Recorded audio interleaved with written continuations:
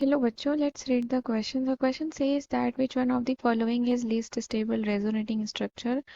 आपको यहाँ ऑप्शन में कुछ रेजोनेटिंग स्ट्रक्चर दी गई है, आपको बताना है इसमें से सबसे कम स्टेबल रेजोनेटिंग स्ट्रक्चर कौन सा है। तो इसके लिए हम की कॉन्सेप्ट लिखेंगे।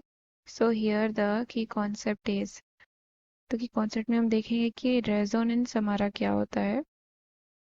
What is resonance? That is delocalization of pi electron in a conjugated system। तो किसी भी कॉन्जुगेटेड सिस्टम में अगर पाई इलेक्ट्रॉन का डीलोकलाइजेशन होता है तो वहां पर क्या हो रही होती है, आपकी रेजोनेंस हो रही होती है। तो रेजोनेंस की स्टेबिलिटी हम बढ़ाते कैसे हैं? So stability of resonance increases with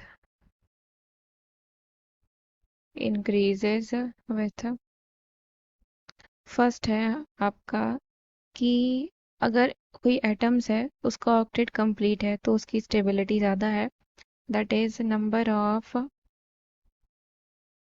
atoms with an octet of electron। Second हमारा separation of opposite charges, separation of opposite charges का separation हो। तीसरा dispersal of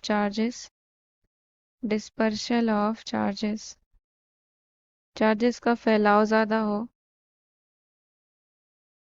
फोर्थ आपका हो जाएगा कि negative charge more electronegative atom पे हो। Negative charge is on electronegative atom और पॉजिटिव चार्ज जो हो वो इलेक्ट्रोपॉजिटिव एटम पे हो। Positive charge is on electropositive atom. तो अगर ऐसी कंडीशंस प्रेजेंट होती हैं तो इससे रेजोनेंस की स्टेबिलिटी इंक्रीज करती है। और यहाँ पर हमारा क्या होता है कि जो न्यूट्रल स्पेशीज होती हैं वो ज़्यादा स्टेबल होती हैं in comparison to charged species. So neutral species are more stable in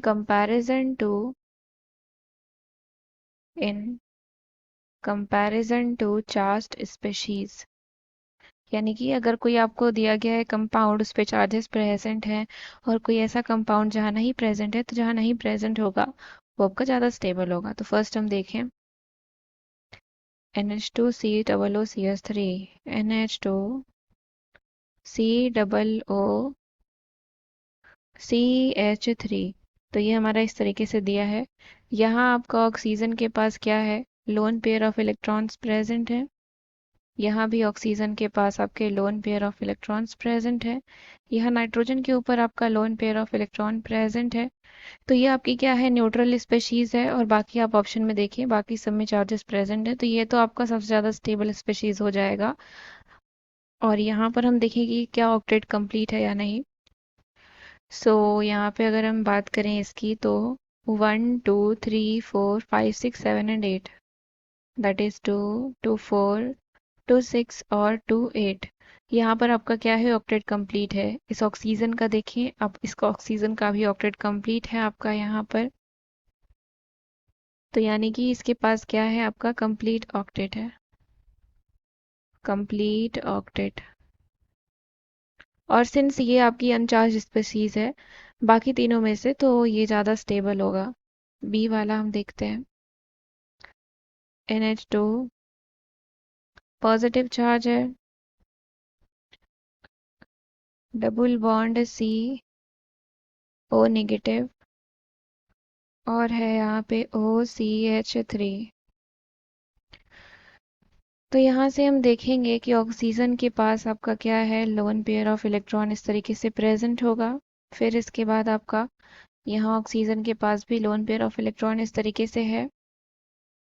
तो अब हम यहाँ देखें तो क्या इसका कंप्लीट ऑक्टेट है। सो 1 2 3 4 5 6 7 एंड 8। तो यानी कि यहाँ पर 8 इलेक्ट्रॉन्स हैं इसके पास। तो ये क्या है, कंप्लीट ऑक्टेट है आपका। So here also complete octet is present. और यहाँ पर हम देख रहे हैं कि ऑक्सीजन के ऊपर नेगेटिव चार्ज है और नाइट्रोजन के ऊपर क्या है, पॉजिटिव चार्ज है। तो ऑक्सीजन के ऊपर नेगेटिव चार्ज आपका क्या है, ज़्यादा स्टेबल होगा, क्योंकि ऑक्सीजन आपका क्या है, मोर इलेक्ट्रोनेगेटिव है। तो ये क्या होगा, ज़्यादा स्टेबल हो जाएगा। अगर अगर हम यहाँ पर देखें, आपके तो दोनों ओर में आपके ऑक्सीजन के ऊपर नेगेटिव चार्ज प्रेजेंट है। तो यहाँ पर आपका जो डोमिनेटिंग फैक्टर होगा, सिंस यहाँ पर आपका सेपरेशन ऑफ चार्जेस भी प्रेजेंट है, मोर इलेक्ट्रोनेगेटिव एटम पे नेगेटिव चार्ज भी है, तो डोमिनेटिंग फैक्टर यहाँ पर कंप्लीट ऑक्टेट होगा। कंप्लीट ऑक्टेट है इसीलिए क्या है, स्टेबल है। सी वाला हम देखें तो NH2 C O negative O CH3 O negative O CH3।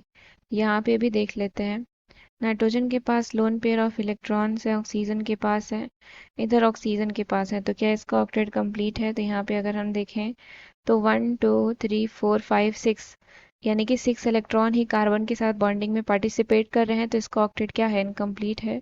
क्योंकि ऑक्टेट को कंप्लीट होने के लिए क्या चाहिए आपको, 8 वैलेंस इलेक्ट्रॉन चाहिए। तो यहाँ क्या है, इनकम्प्लीट ऑक्टेट है। सेपरेशन ऑफ चार्जेस तो यहाँ पे भी प्रेजेंट है, लेकिन आपका यहाँ क्या है, इनकम्प्लीट ऑक्टेट है। तो ये आपका क्या हो जाएगा, लीस्ट स्टेबल हो जाएगा।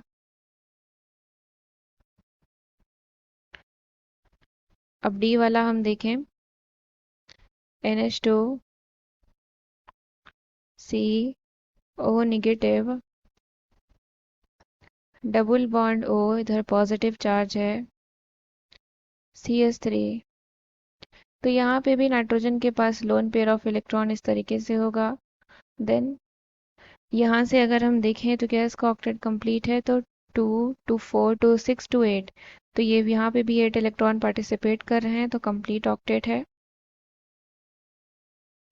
कंप्लीट ऑक्टेट के साथ साथ ऑक्सीजन के ऊपर नेगेटिव चार्ज है और एक ऑक्सीजन के ऊपर आपका पॉजिटिव चार्ज है। सिंस ऑक्सीजन के ऊपर आपका नेगेटिव चार्ज ज़्यादा स्टेबल होता है, क्योंकि ये क्या है, मोर इलेक्ट्रोनेगेटिव एटम है।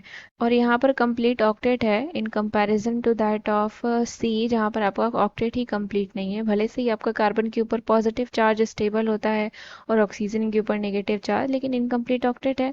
लेकिन यहाँ पर आपका ऑक्टेट कंप्लीट है और प्लस आपका ऑक्सीजन के ऊपर नेगेटिव चार्ज भी है। तो ये ज़्यादा स्टेबल होगा in comparison to that of C. तो आपको यहाँ पे पूछा था कि लीस्ट स्टेबल रेजोनेटिंग स्ट्रक्चर कौन सा है। तो सिंस यहाँ पर आपका dominating factor complete and incomplete octet है, तो यहाँ पर आपका इनकम्प्लीट ऑक्टेट सी वाला है। So option number C is the correct answer. I hope you understood it well. Thank you and best of luck.